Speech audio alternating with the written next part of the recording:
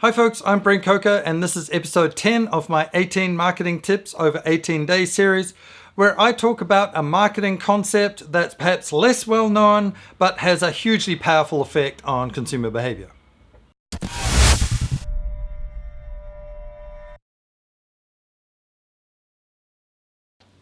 So today's topic, we're going to look at whether it's better to offer your customers more of something for free, or if it's better to give them some kind of discount. Have a look at this example of chocolate.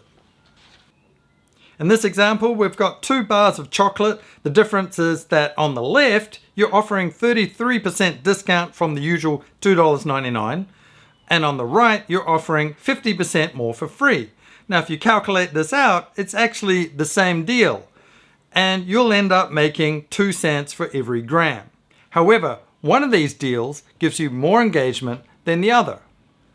The one that gives you more engagement and drives more sales is the one where you're offering something for free. So again, we've mentioned this in past episodes, consumers respond to the word free in a different way. They tend to overvalue what's on offer more when you mention the word free.